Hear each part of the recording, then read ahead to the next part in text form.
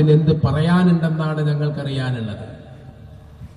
ബഹുമാനപ്പെട്ട ഞങ്ങളെ നേതാക്കന്മാരെ വിളിച്ചത് തിരുത്താമെന്ന് പറഞ്ഞിട്ട് എന്തായി എന്നും അതിന്റെ പേരിൽ നടക്കണ ഉന്നതതല അന്വേഷണം ആര്യാടന്റെ അടുക്കളയിലാണോ നടക്കുന്നതെന്നും അറിയാനുള്ളൊരു അവകാശം, ആഗ്രഹം കൊണ്ടാണ് ഞങ്ങൾ ഇവിടെ ഒരുമിച്ച് കൂടിയിട്ടുള്ളത്. ഇതെവിടെ നടക്കുന്നത്? അന്വേഷണം. അപ്പൊ നമുക്കിതിന്റെ ശൈലിയൊക്കെ ഒന്ന് മാറ്റേണ്ടതുണ്ട്. വേനൽക്കാലമായതുകൊണ്ട് വലിയ പ്രയാസമൊന്നുമില്ല, മഴയില്ലല്ലോ.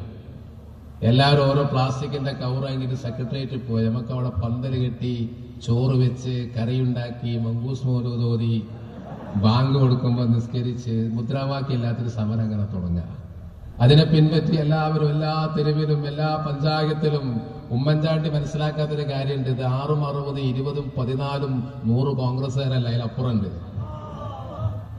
ഒന്നിച്ചെല്ലാവരും ഒരു ശബ്ദത്തിൽ അണിനിരന്നാൽ 24 മണിക്കൂറിനുള്ളിൽ ഗവൺമെന്റിന്റെ നിലപാട് തിരുത്തേണ്ടി വരുമെന്ന കാര്യം ജനാധിപത്യ രാജ്യമായ ഇന്ത്യയിൽ നമ്മുടെ അനുഭവമാണ്.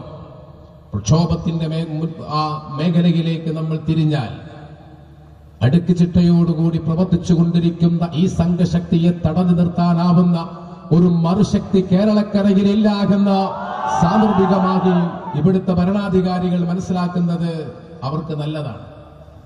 ആകെ നടക്കുന്ന എല്ലാ കച്ചവടത്തിനും പോകാറുണ്ട്. മോശമല്ലേ? മുഖ്യമന്ത്രി എന്താ മനസ്സിലാക്കിയതാവോ? പാവം, അയാൾക്ക് ആകെ പേടിയാണ്. ആരെങ്കിലും ഒരാള് മൂത്രമൊഴിക്കാൻ പോയാൽ മന്ത്രിസഭ പോകും. ഏതെങ്കിലും ഒരാൾക്ക് വയറിളക്കം ഉണ്ടായിട്ടുണ്ടെങ്കിലും പോകും. അപ്പൊ എങ്ങനെയെങ്കിലൊക്കെ ഒപ്പിച്ച് കൊണ്ടോട്ടെ എന്ന് അയാൾ മനസ്സിലാക്കണം. അത് നിങ്ങളുടെ നിലനിൽപ്പിന്റെ പ്രശ്നമാണ്. സത്യസന്ധമായി ഉള്ളത് പറയാം. ഇവിടെ പറയപ്പെട്ട കരസേനാ മേധാവിക്കെതിരെ കോടതിയിൽ കേസ് നടക്കുന്നുണ്ട്. CBI ഡയറക്ടർമാർക്കെതിരെ കോടതിയിൽ കേസ് നടക്കുന്നുണ്ട്. കേരളത്തിലെ കോഴിക്കോട്ടെ ആദ്യത്തെ ഒരു SP-ക്കെതിരെ അയാൾ DIG ആയപ്പോ അസിസ്റ്റന്റ് DGP ഒക്കെ കേസ് നടത്തിയിട്ടുണ്ട്, സർവീസിൽ നിന്ന് പുറത്തായിട്ടുണ്ട്. അപ്പൊ അങ്ങനെ പോലീസുകാർ ഇങ്ങനെയാണെങ്കിൽ അവർക്കെതിരെയും ചില കേസൊക്കെ കൊടുത്താൽ വിജയിക്കുമെന്നതാണ് നമ്മളുടെ പരിചയം, നമ്മുടെ അറിവ്.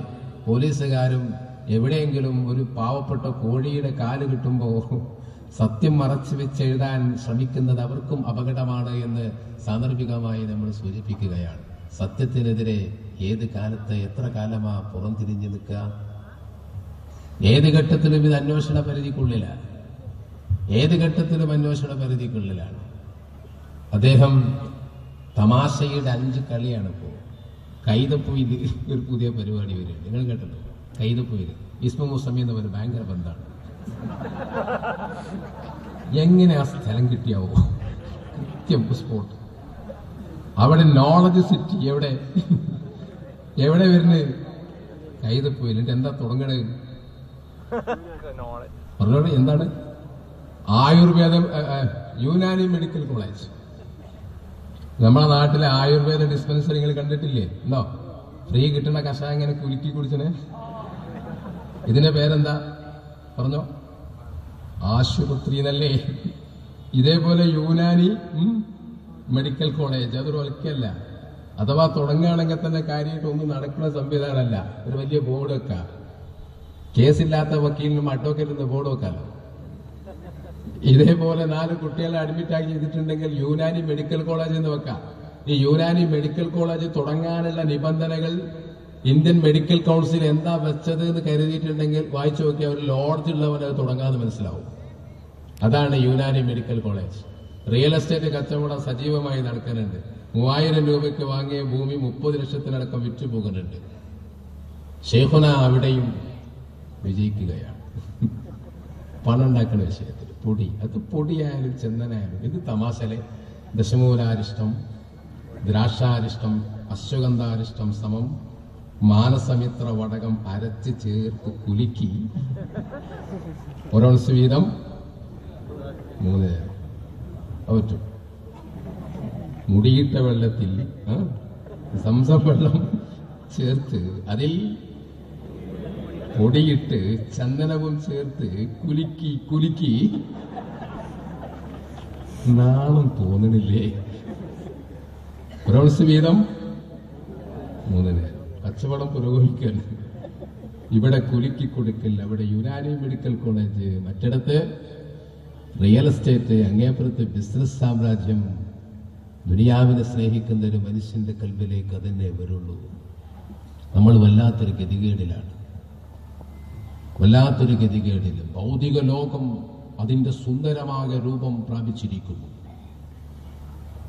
അത് മനുഷ്യനെ ശഹവത്തുള്ളവനെ മുഴുവനും ആകർഷിക്കുകയും അതിന്റെ മടിത്തട്ടിൽ അതിനെ വീഴ്ത്തുകയും ചെയ്യുകയാണ്. ആ മടിത്തട്ടിൽ, ഭൗതികതയുടെ മടിത്തട്ടിൽ സുഖിച്ചുകൊണ്ടിരിക്കുന്നവരെ മുന്നിൽ നിർത്തി നേതാക്കന്മാരാക്കിയ ഗതികേടാണ് സത്യത്തിൽ പാവപ്പെട്ട നമ്മൾ അനുഭവിച്ചത്. അല്ലാഹു റബ്ബുൽ ഇസ്സ ഈ സമുദായത്തെ കാത്തുരക്ഷിക്കുമാറാവട്ടെ. അങ്ങനെ ഒരു മുസ്ലിയാരും ആ മുസ്ലിയാരെ പിൻപറ്റുന്ന കുറെ ആളുകൾ. AP ഇപ്പൊ എന്തിനാ ലീഗിനോട് അടുക്കണ നിങ്ങൾക്ക് മനസ്സിലാവുണ്ടോ? ഇല്ലല്ലോ. AP ഗ്രൂപ്പ് ഇപ്പൊ 2 ഗ്രൂപ്പാണ്. ഏതാണ്? മുടിയുള്ളവർ, അവരെ നമ്മൾ ഹിപ്പികൾ എന്ന് വിളിക്കുന്നു. മുടി അംഗീകരിക്കാത്തവർ, തൽക്കാലം നമ്മൾ അവരെ കഷണ്ടികൾ എന്ന്. ഈ ഹിപ്പികളും കഷണ്ടികളും തമ്മിലുള്ള സംഘർഷം സംഘടനയിൽ ശക്തമാണ്. ലീഗിന്റെ ഒരു ചെറിയ സപ്പോർട്ട് കിട്ടിയാലേ കഷണ്ടികളെ പുറത്താക്കാൻ പറ്റൂ. ലീഗിന്റെ ഒരു സപ്പോർട്ട് കിട്ടിയിട്ടില്ലെങ്കിൽ കഷണ്ടികൾ ഹിപ്പികളെ പുറത്താക്കും.